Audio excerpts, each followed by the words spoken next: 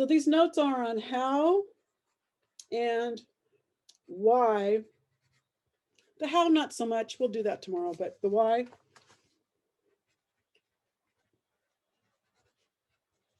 And why you need to hollow out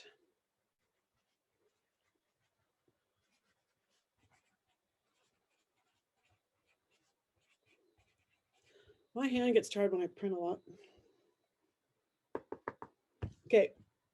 And there's a number of reasons and another number of side reasons that all relate to this. So the number one reason is, and I'm going to call this 1A. It makes sure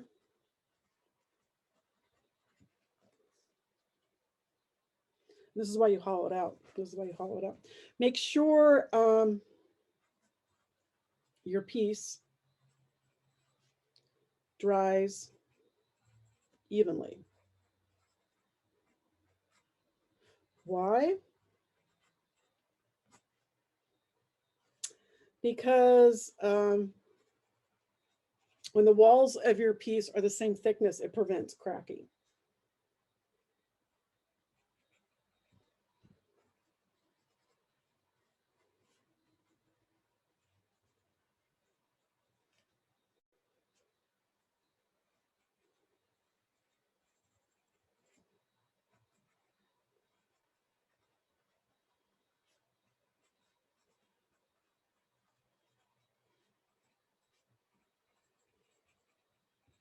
Now, the next question is, why would it crack? Why would it crack?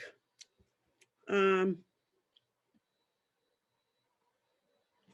would it crack? Well, what happens is some parts are thick, some parts are thin. The thinner parts dry sooner.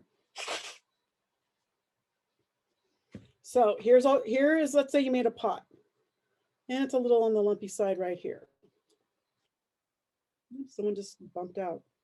And then on the inside, you've got some uneven walls. So a wall, the sides of this cup, see, this is the side of the cup. This is the inside of the cup. This thing, just when you call this the wall, this describes this part right here. Inside could be a couple of different things. Outside could be a couple different things. Wall is very specific. The wall of this cup is this thick all the way across, all the way up. That's a wall. When you talk about your nose, the wall of your nose, thinner here, and then it goes up and gets thicker. So what we're going to do tomorrow, I'm going to teach you how to thin some of this out. And right now I'm talking about why you need to do that. So the wall of your pot, let's say, is really uneven, or whatever you're making. So what you want to do is trim off some of the thicker parts. So you'd be trimming off all this stuff here. You get rid of all that. And then your wall is nice and even in thickness. You've smoothed it out, used your rib, did a good job making it nice and clean. And it's smooth inside and out. Okay, that is called your wall. Very important word to remember. So if you didn't do that, the thinner part areas, which would be like right here, thinner areas dry quicker than the thicker parts. Okay, now why does that matter? Well, what happens is our clay shrinks as the water evaporates. When it's dry, that's the most it shrinks, but then it also shrinks a little bit more once it gets fired. So when it dries, it has shrunk about 10%. When I do a low fire, which is about a low fire firing, which is about, let's say, 17 to 1800, it will shrink another 2% about. If I do a high fire, it will shrink another 4 to 5 or even more percent, depends how high fire it is. High fire being in the 2000 plus range. I know my notes are kind of global. Do your notes any way you want. Just get the information in there.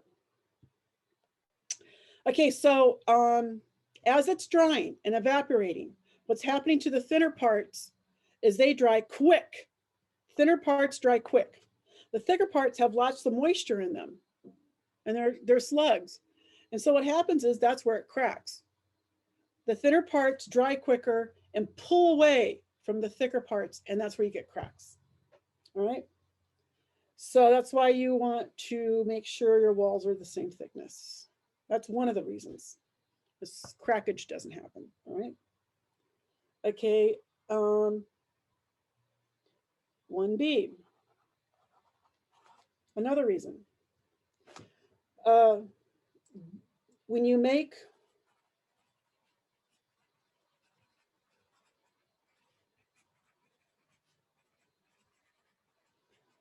your walls the same thickness,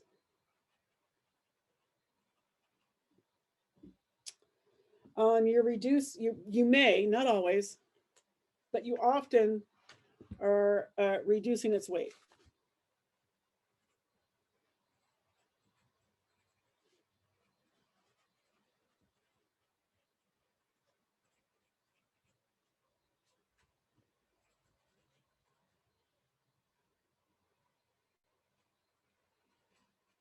Now I can't remember if weight's I before E or if it's E before I, whatever. You should always make sure, I have a spelling problem. You should always make sure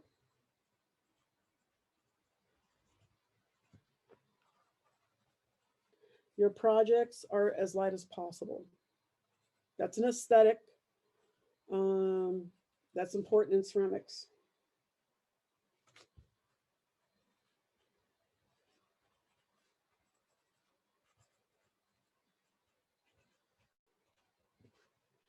Okay, there's that. Now 1C, now these are all have to do with the different reasons why you need to hollow it out. And then 1C, it could be 2, 3, I don't know. I'm just doing 1C. This to me is all the same topic. This is not as important for our class, but getting rid of air pockets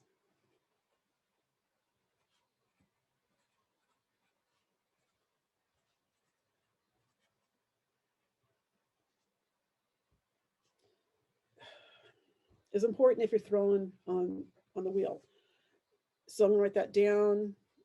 Why am I bringing this up? We're not throwing on the wheel because at some point, some of you will be taking a ceramic class and the teacher's going to insist on you wedging the clay to get rid of air pockets. So no, when you wedge the clay, and it's like kneading dough, you want to make sure it's an even consistency throughout. So anything that's a little bit wet here, a little bit dry there, they've been mushed together and now they're of even consistency.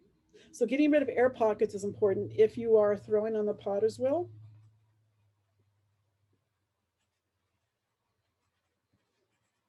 And why is that important? Because there are these like little pimples that happen in just an air pocket. And you pop it, but it can leave a little dent. And so you want to like fill that in. But what it can do is knock your hand thrown pot, excuse me, your wheel thrown pot off center, making it a pain in the butt to get back on center. So getting rid of air pockets is important if you're throwing on the potter's wheel. Not so much for our class. And here we go. Let me see, I need a pencil that's got a little bit of a point on it. This works. Okay, so our class is all hand building. We don't do any wheel throwing. 2 and put some kind of like important thing around it. I'm going to do little points.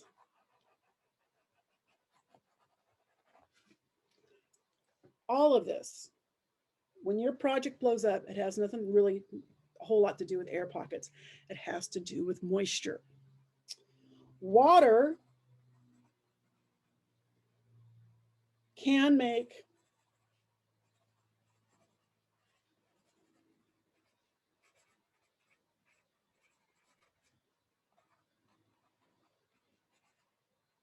got to put the U there. It can make your project blow up. How? How does it do that? Why? Why, Miss Jackson? It's science.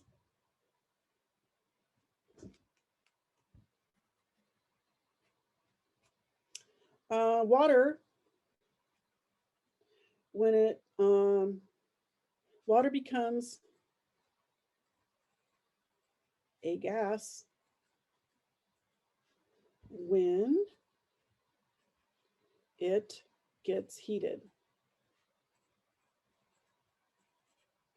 Super important to remember. Now, air pockets. Okay, so let's say you made your skull and you decided to hollow it out and put it back together again. So the inside was empty. You have to put an escape hatch in there. You have to put some kind of little hole in there. It doesn't have to be huge, but it has to be big enough for the air to go through there, to flow out of there. What kind of air is it? Well, it's got some moisture in it, and that needs to come out or it's going to blow up. And so about once a year, I make a mistake when I'm firing. My kilns are those big ovens or furnaces, pack them in there full of projects. And I'll think that, you know, I turned it on low for a day. Everything should be nice and dry. And then I open it up, kaboom, there's like 4 or 5 projects that exploded. Well, they were way thicker than I thought they were. And so they exploded. And what happens is, and also this is also what happens. Let's say you're making your skull and you added a piece of clay right here. And maybe you put slip on it, but you didn't score it. Well, what's going to happen is this thick piece of clay right here that you didn't hollow out can explode or just plain pop off. And so that's why you need to score really good. And then if you were going to keep this solid, you go back into that part you added and hollow that part out too. All right, so for instance, I've had the kids make owls in my class. And so I need a space that I can draw. I'll go up here into this margin. So what I have the kids do is make 2 pinch pots. And then we fill them full of used paper towel. And then, because it's soft, newspaper, first of all, people don't even get newspapers anymore. I do, but very few people do. Anyway, slip and score them together, smooth this thing out. So you got the body of your owl now. Then what I'll ask you to do is roll out a solid piece of clay for its head. You put all your detail on there. There's a beak, some eyes, some feathers. And then what I'm going to do is ask you to give it a lobotomy. You're going to cut the thing in half, more or less.